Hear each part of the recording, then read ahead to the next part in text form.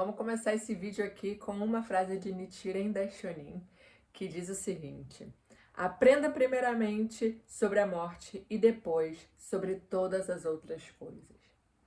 Essa frase, ela mexe comigo de uma maneira muito profunda, porque faz a gente pensar como que somente entendendo o que acontece depois da morte, a gente consegue dar valor à vida.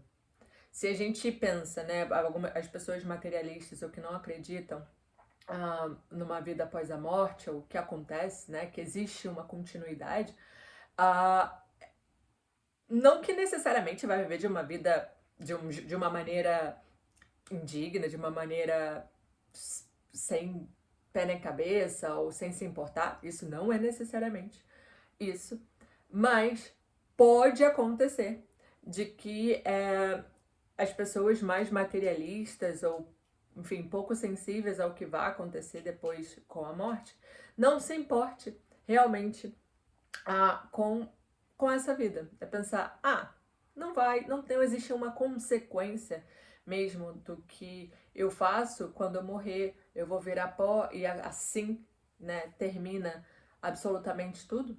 Então, pode ser que a valorização de como se vive a vida, não só da vida em si, mas de como é esse trajeto, né, desde o início até a morte, ela é pouco importante. De novo, eu não estou falando que não estou generalizando todas as pessoas que não acreditam em algo após a morte vão viver dessa maneira. Absolutamente não é assim.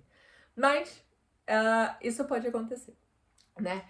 Uh, Quando a gente pensa nessa frase, né, e realmente compreende o que acontece após a morte, a gente pode tender ou buscar ter uma vida mais rica, mais produtiva, mais significativa. E assim a gente sabe como que a filosofia desde sempre discute a vida, discute a morte, discute a existência em si. E a medicina, ela busca fazer com que ou possamos prolongar a vida, e algumas pessoas, inclusive, tentam se tornar imortais, né? Uma coisa que não é possível. A única certeza que a gente tem quando a gente nasce, é que vai morrer.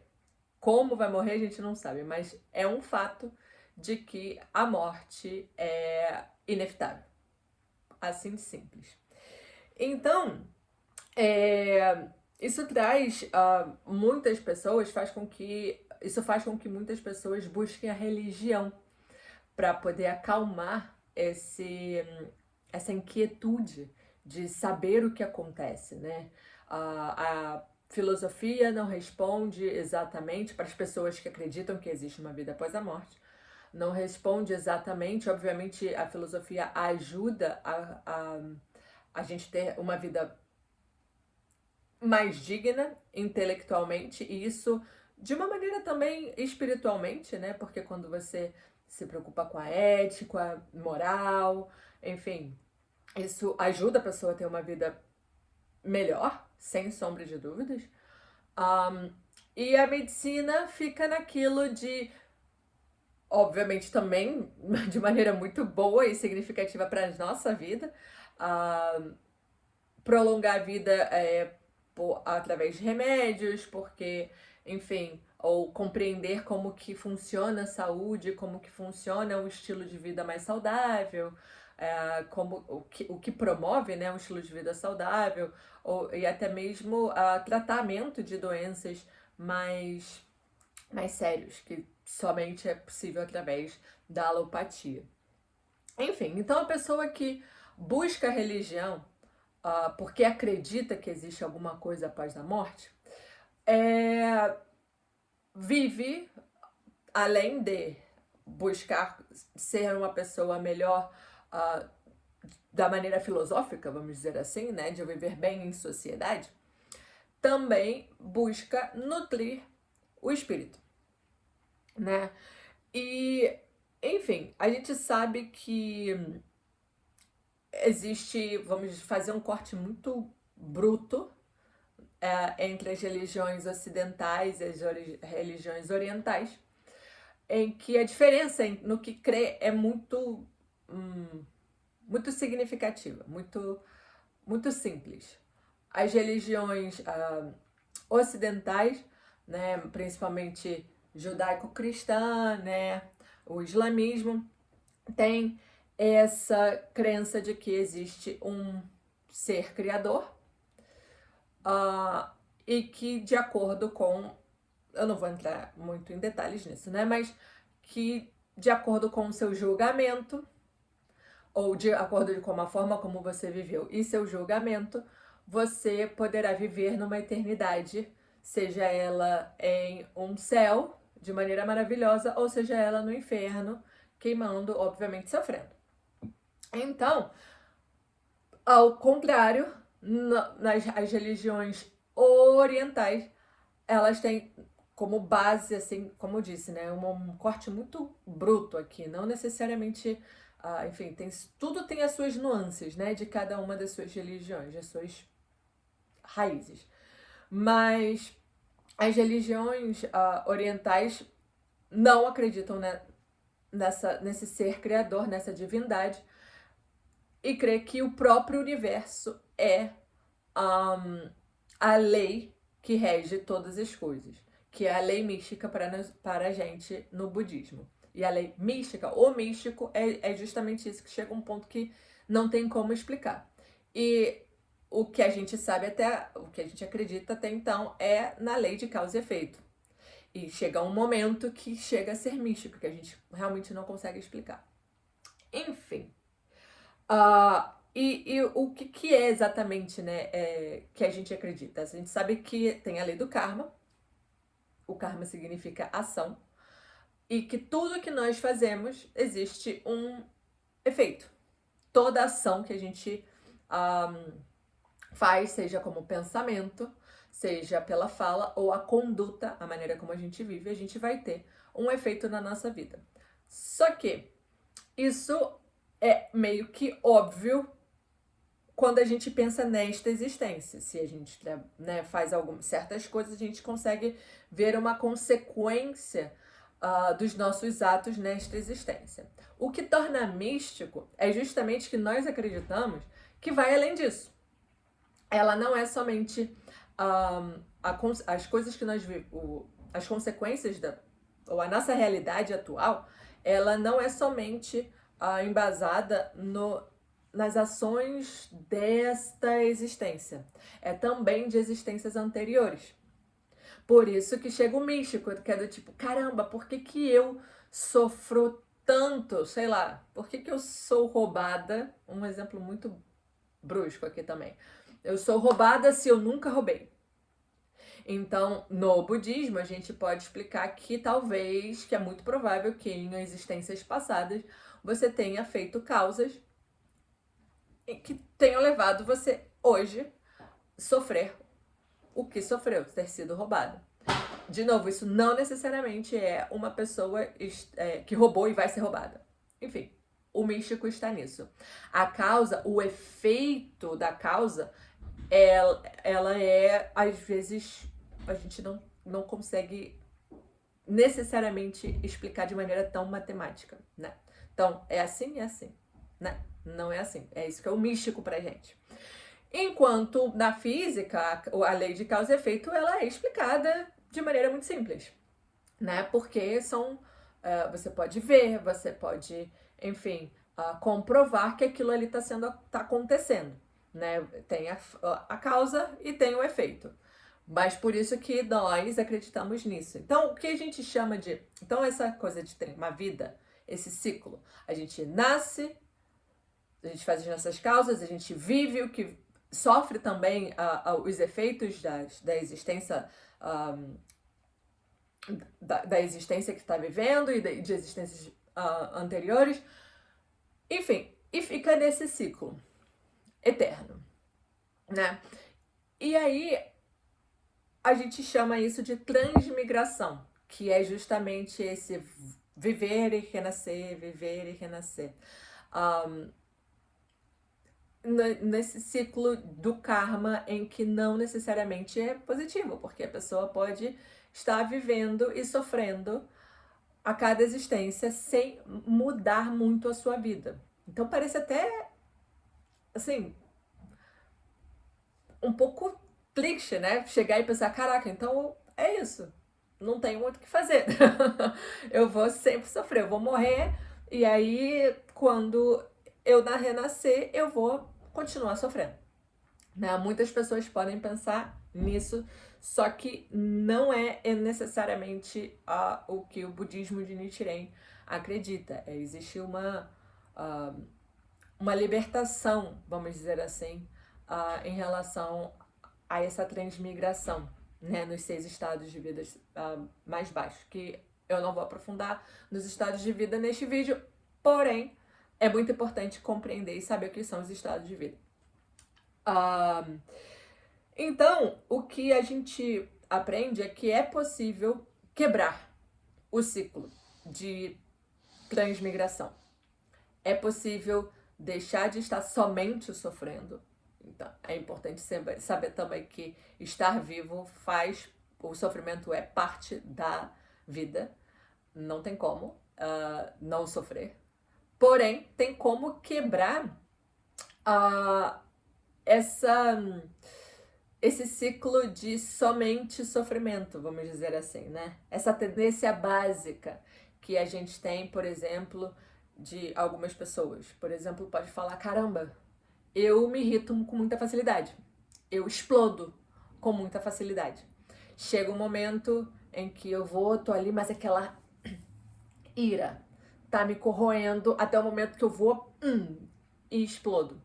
Isso, algumas pessoas podem dizer que são assim. Outras pessoas podem dizer, caramba, eu tenho uma tendência muito forte de me fechar e, enfim, qualquer dificuldade que aconteça, eu chego e me tranco, eu fico um pouco depressiva, eu não acredito que é possível, tenho um lado muito pessimista. Apesar de que tenho alguns picos, alguns momentos de felicidade, ou até mesmo de otimismo, de acreditar no futuro, com muita frequência eu caio, eu fico mal, eu fico depressivo ou depressivo. Ao contrário, algumas outras pessoas têm uma tendência, assim, que apesar de sofrer, né, de ter eventos na vida em que ficam tristes ou que até mesmo tem raiva, como qualquer ser humano, mas tem uma atitude muito mais positiva em relação à vida, de maneira geral, né? Depois que passa o episódio, ela tende a ficar tranquila, ficar alegre, enfim. Essas são somente alguns exemplos de como as pessoas podem dizer que retornam ao seu estado de vida normal, que seria o que nós chamamos de tendência básica. E aí, a tendência básica, ela é justamente como que nós costumamos reagir ou agir perante a vida. E isso como eu falei antes, o karma é ação. Então, se a gente sempre reage ou age de uma certa maneira, lembra que cada ação tem o seu efeito. Então, o efeito dessa ação, obviamente, será de acordo com aquela ação ali, seja positiva ou seja negativa. É importante deixar muito frisado aqui que karma não é uma coisa ruim, não é uma coisa, um peso. Ai, porque fulano é o meu karma. Ai, porque viver nesta cidade é o meu karma. Sim, mas não use a palavra karma para dar exemplos somente de coisas negativas, porque karma é simplesmente este ciclo de causa e efeito de coisas positivas ou negativas. Beleza? Isso é muito importante. Então, como eu estava falando das religiões, da diferença entre as religiões ocidentais e as religiões orientais, vamos pensar assim, eu voltei bastante aqui, mas tem um exemplo que é muito simples de compreender. Vamos supor que a vida é um livro, beleza? A vida é um livro. Nas religiões ocidentais, o livro é a vida toda da pessoa. Então, a pessoa nasce no início do livro, e aí você vai lendo, e o final é a morte da pessoa. E aí, com isto, pode ser definido se a pessoa merece ou não ir para o céu ou para o inferno. Beleza? Então, a vida é um livro. Porém, nas religiões ocidentais, o livro é um livro eterno.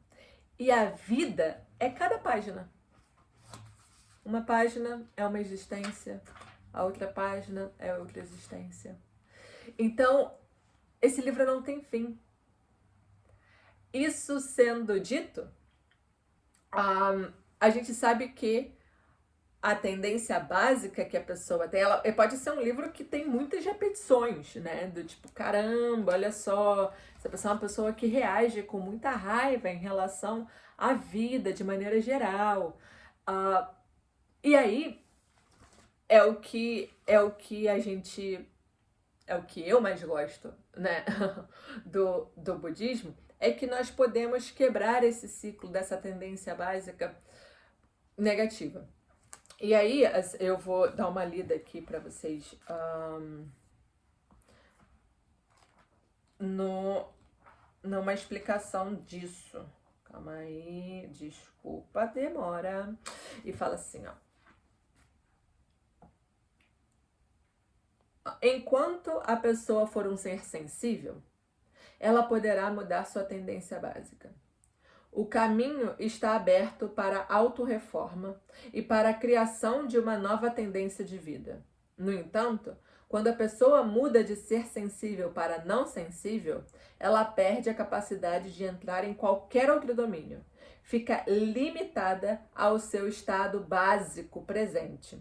Quando a pessoa se torna não sensível, ou seja, morre, né? Ela fica incapacitada de responder estímulos externos. Então isso faz a gente refletir o seguinte: caramba, se enquanto eu estou viva eu posso mudar, eu estou viva, ou seja, sensível, eu posso mudar.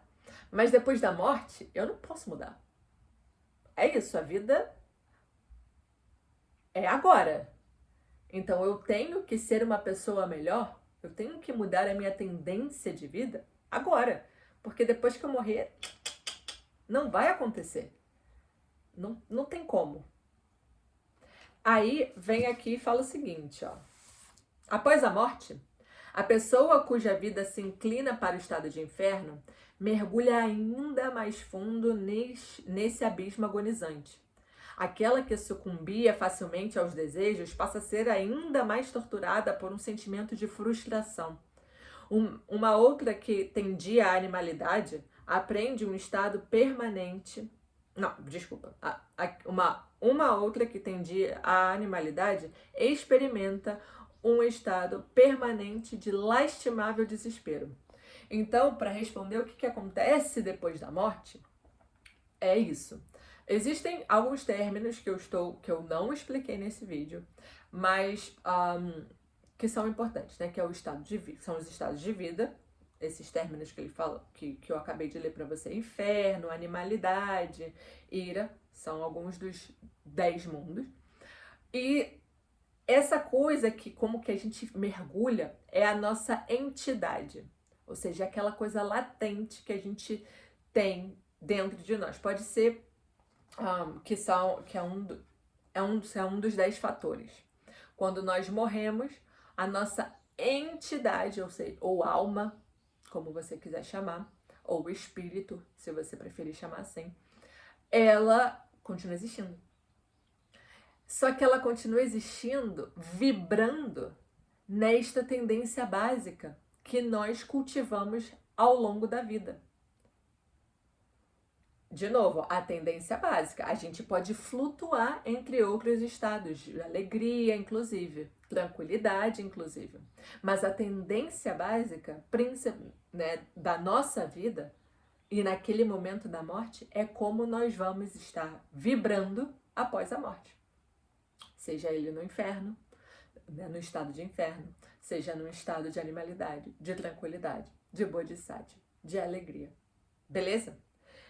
Então isso faz a gente pensar o seguinte: caramba, eu preciso viver de uma maneira em que eu possa quebrar o meu estado, a minha tendência básica.